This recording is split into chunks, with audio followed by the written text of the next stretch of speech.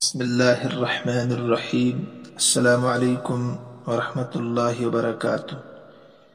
عزیز طلبہ و طالبات، ہم جو سراجی میں باپ کی حالتیں اور دادا کی حالتیں پڑھ رہے تھے، میں نے وہاں پر کہا تھا آپ کو، جب آپ باپ کی حالتیں لکھ رہے تھے کہ حالت نمبر 1 جب مکمل آپ کریں گے اس کے بعد 4 لائنیں چھوڑ دیں گے، تو وہاں پر آپ لکھیں گے اب اسی طریقے سے لمبا کر کے لکھیں گے میم یا تا، یعنی میت ہے میم یا تا۔ اس کے آخر میں لائن کے ختم پر آپ لکھیں گے زید، ٹھیک ہے۔ اس کے اوپر لکھیں گے میم یا تا، اس کے اوپر لکھیں گے آپ مسئلہ، مسئلہ، اس مسئلے کے اوپر لکھیں گے پھر 6، ٹھیک۔ اس مسئلے کے نیچے لکھیں گے، اس میت کے نیچے لکھیں گے ابن کے معنی باپ، ابن کے معنی بیٹا، آپ ایسے لکھیں گے ابن ابن۔ ابن کے نیچے پھر لکھیں گے آپ سدس، ابن کے نیچے لکھیں گے اسبع، ٹھیک ہے۔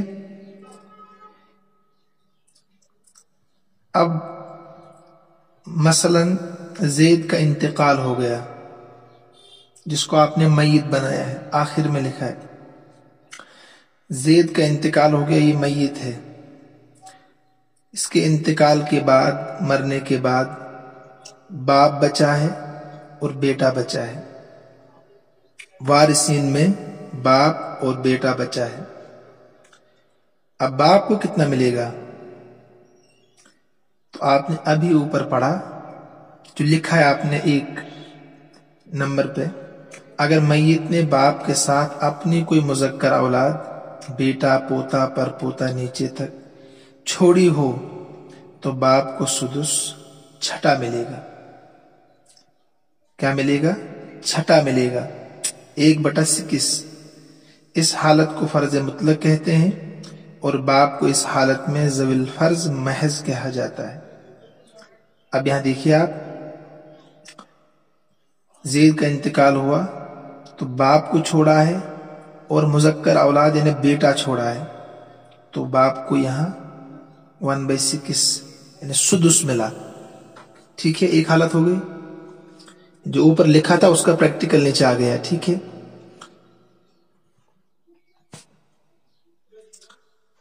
اس کے بعد آپ نے حالت نمبر 2 کو لکھا تھا، اگر میت نے اپنے باپ کے ساتھ صرف مؤنث اولاد، بیٹی، پوتی، پر پوتی نیچے تک چھوڑی ہو تو باپ سدس پانے کے ساتھ اسبابی ہوگا۔ اس حالت کو فرض مع تعصیب اور باپ کو اس حالت میں ذوی الفرض مع تعصیب کہتے ہیں۔ میں نے کہا تھا اس کے بعد 4 لائنیں چھوڑ کر لکھنا ہے۔ اب وہاں پر آپ لکھیں گے یہی مثال نمبر 2،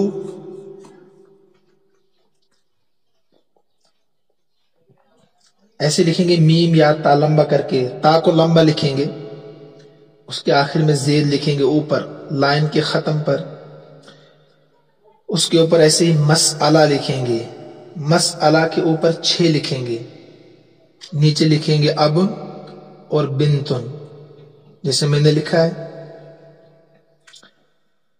تو انہوں نے کیا کہا تھا، اگر مرنے والے نے اپنے باپ کے ساتھ مؤنث اولاد، بیٹی چھوڑی ہو یا پوتی یا پر پوتی، ان کا ایک ہی حکم ہوتا ہے، تو باپ کو کتنا ملے گا؟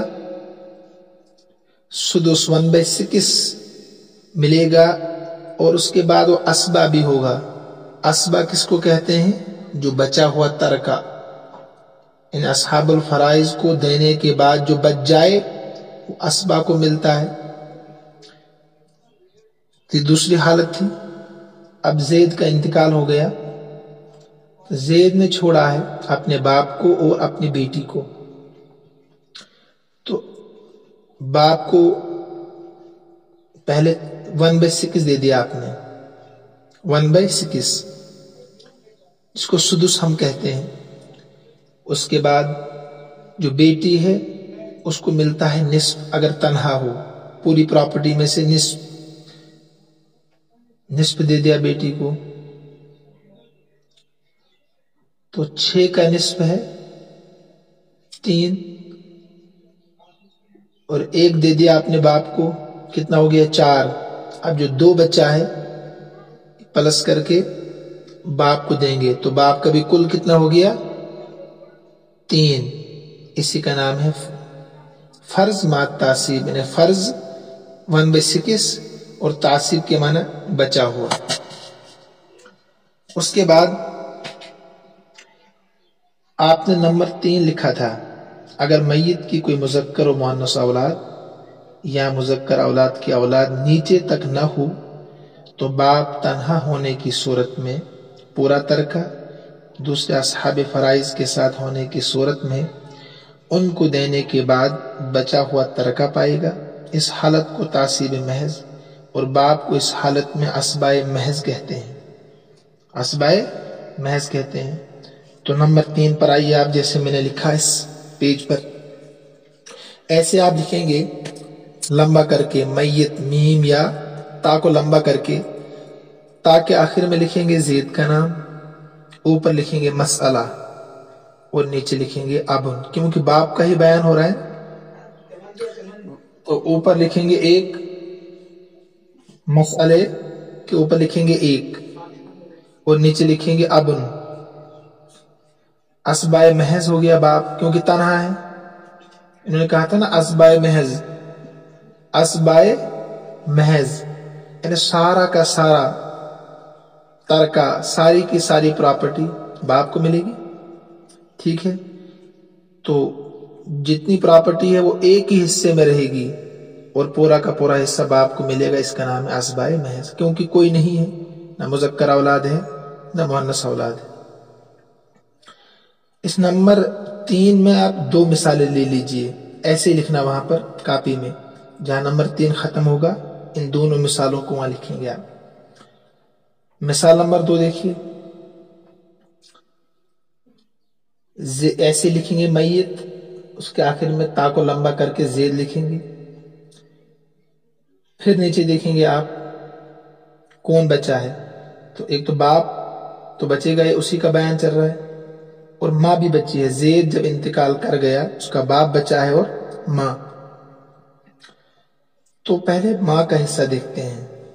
अगर मरने वाले की औलाद नहीं है तो माँ को सुलुस मिलता है। सुलुस मतलब 1/3, 3 में से 1। तो मसले के ऊपर लिखेंगे आप 3, प्रॉपर्टी को 3 हिस्सों में तकसीम करेंगे। उस प्रॉपर्टी में से 1 तो मिलेगा माँ को 1/3, और उसके बाद जो भी बचेगा वो मिलेगा बाप को। इसका नाम है असबाए महज, सारा बचा हुआ माल बाप को मिलेगा। तो ये बाप की 3 हालतें मुकम्मल हो गई। तो हर हालत के बाद आप इस मिसाल को लिखेंगे। तीसरी हालत में 2 मिसालें हैं, दोनों को आप नोट करेंगे कॉपी में। उसके बाद चलते हैं हम, बाप का बयान पूरा हो गया। आप दादा, जिसको जद्द सही आपने लिखा था, उसकी 4 हालतें हैं। पहली हालत क्या थी, अगर मैयत के दादा के साथ उसका बाप भी मौजूद हो तो दादा साकित होगा, महरूम होगा, इसलिए कि बाप का रिश्ता मैयत से करीब है और वरासत का कायदा है कि करीब के होते हुए दूर वाला साकित होता है, यानी महरूम। इसी तरह दादा की वजह से परदादा महरूम होगा। तो इस मिसाल के बाद जहां 4 लाइनें छोड़ने के लिए कहा था, वहां आप ऐसे लिखेंगे मीम या ता को लंबा करके उसके आखिर में ज़ैद लिखेंगे। इसका मतलब है ज़ैद का इंतकाल हो गया। तो उसके नीचे लिखेंगे आप, जब ज़ैद का इंतकाल हो गया तो उसने दादा छोड़ा है। अबुल अब कहते हैं दादा को, अबुल अब बाप का बाप, और नीचे लिखेंगे अब यानी बाप। तो ज़ैद का इंतकाल हो गया, इसने अपना बाप भी छोड़ा है और दादा भी छोड़ा है, तो प्रॉपर्टी किसको मिलेगी? ऊपर जब लिखेंगे आप मसअला तो पूरी प्रॉपर्टी को एक ही हिस्से में रखेंगे, उसको तकसीम नहीं करेंगे, सारी की सारी प्रॉपर्टी मिलेगी बाप को। इसको असबाए महज कहते हैं, यानी मुकम्मल प्रॉपर्टी का हासिल करने वाला। तो एक ही हिस्से में प्रॉपर्टी सारी रहेगी, तरका वो सारा का सारा बाप को मिलेगा। तो दादा के नीचे लिखेंगे आप साकित, उसको कुछ नहीं मिलेगा। ठीक है, इसकी दूसरी मिसाल देखिए। नंबर 1 की 2 मिसालें हैं, तो वहां 4 लाइनें छोड़ी थी, वहां ये भी लिखिए, दोनों को एक जगह पर लिखिए, मिसाल नंबर 1 भी मिसाल नंबर 2 भी। नंबर 1 के बाद ऐसे ही मय्यत बनाकर ज़ैद का इंतकाल हो गया, ऊपर लिखिए मसअला। ठीक है, अबुल अब दादा, नीचे अबू अबिल अब परदादा, बाप के बाप का बाप है ना, परदादा। अबुल अब हो गया बाप का बाप, दादा। जब ज़ैद का इंतकाल हो गया तो इसने एक दादा छोड़ा, एक परदादा, तो सारी प्रॉपर्टी किसको मिलेगी? दादा को, एक ही हिस्से में रहेगी, इसलिए मसला ऊपर जो है 1 से बना। तो सारी प्रॉपर्टी दादा को मिलेगी, परदादा साबित।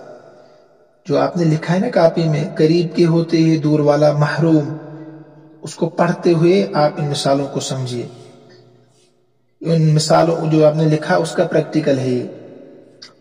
अगर बाप नंबर 2 लिखा आपने कॉपी में, अगर बाप न होने की सूरत में दादा के साथ मय्यत की मुज़क्कर औलाद, बेटा, पोता, परपोता नीचे तक हो, तो दादा को सुदुस 1/6 मिलेगा, है ना। मसलन ऐसे ही ज़ैद का इंतकाल हो गया, उसने एक बेटा छोड़ा है, नीचे लिखा इब्नुन यानी बेटा छोड़ा है, अबुल अब बाप छोड़ा है मरने के बाद, अबुल अब दादा। तो दादा को 1/6 मिलता है, ऊपर लिखा है ना आप, दादा को सुदुस 1/6 मिलेगा। तो अब मसला जो है उसके ऊपर 6 लिखेंगे आप, तो 6 का 1/6 है 1, तो 1 दादा को दे देंगे, नीचे लिखेंगे 1, फिर कितना बचा? 5। तो जो बचता है वो असबा को मिलता है, तो बेटा असबा है, सारा का सारा इसको मिलेगा। इसकी भी 2 मिसाल लिखेंगे आप कॉपी में। ऐसे ही ज़ैद का इंतकाल हो गया, उसने छोड़ा है पोता, इब्नुल इब पोता, ऊपर बेटी की मिसाल थी, नीचे पोती की मिसाल, और बाप छोड़ा है। ठीक है, तो तब भी बाप को मिलेगा 1/6 और इब्नुल इब पोते को कितना मिलेगा? बचा हुआ 5 बचा तो उसको मिलेगा। मिसाल नंबर 3 देखिए, हालत नंबर 3 जो लिखी आपने दादा की, अगर दादा के साथ बाप के बजाय मय्यत की सिर्फ मुअन्नस औलाद, बेटी, पोती, परपोती नीचे तक हो, तो दादा सुदुस पाने के साथ असबा भी होगा, यानी 1/6 मिलेगा, फिर जो बचेगा तो वो दादा को मिलेगा। असहाबुल फराइज को देने के बाद जो बचेगा दादा को मिलेगा। मसलन ज़ैद का इंतकाल हो गया, उसने छोड़ा है एक बेटी और एक अबुल अब दादा को। ठीक है, तो बेटी को देते हैं जब तनहा हो, अकेली बेटी, कुल प्रॉपर्टी में से निस्फ। ठीक है, और बाप को पहले सुदुस मिलेगा, एक सुदुस 1/6। तो मसले के ऊपर 6 लिखेंगे, तो 6 का 1/6 कितना है? 1 दे दिया आपने बाप को। 6 का निस्फ कितना है? 3 आपने बेटी को दे दिया, फिर जो बचेगा प्लस करके बाप को देंगे, तो इजिकल टू कितना होगा? 3। दादा की चौथी हालत लिखी थी कॉपी में आपने, अगर दादा के साथ मय्यत की कोई औलाद न हो तो दादा असबाए महज होगा, तन्हा होने की सूरत में सारा तरका, और दूसरे असहाबी फराइज के साथ होने की सूरत में उनको देने के बाद बचा हुआ तरका पाएगा। कहा था आपने, दादा असबाए महज होगा, कोई भी औलाद नहीं है, तो तन्हा जब होगा तो सारा तरका मिलेगा, जिसको असबाए महज कहते हैं। अगर दूसरे असहाबे फराइज हों औलाद के बगैर, तो उस सूरत में उनको देने के बाद जो भी बचेगा उसको मिलेगा। उसकी दो मिसालें आप कॉपी में लिखें, जैसे मैंने पेज पे लिखी है। मसलन ज़ैद का इंतकाल हो गया, सिर्फ बाप दादा को छोड़ा है। किसको? बाप के बाप यानी दादा को छोड़ा है, अबुल अब, और कोई है ही नहीं, कोई भी नहीं है, तो सारी की सारी प्रॉपर्टी तरका ज़ैद का किसको मिलेगा? दादा को। इसकी एक मिसाल और लीजिए, मसलन ज़ैद का इंतकाल हो गया, ठीक, तो इंतकाल के बाद उसने माँ को छोड़ा है और दादा को छोड़ा है, तो औलाद न होने की सूरत में माँ को सुलुस मिलता है, इन्हें तिहाई, 3 में से 1, तो माँ को दे दिया तिहाई, 1 हिस्सा, फिर कितना बचा? 3 में से आपने 1 दिया माँ को, सुलुस जिसको कहते हैं, फिर 2 बचा तो वो देंगे बाप को, इसका नाम है असबाए महज। तो लिहाजा ये आपके सामने बाप और दादा की हालतें आ चुकी है। मुझे उम्मीद है कि अगर आप बार बार सुनेंगे तो समझ जाएंगे। अगर आप नहीं समझे तो आप कॉपी में नोट करके रख लें।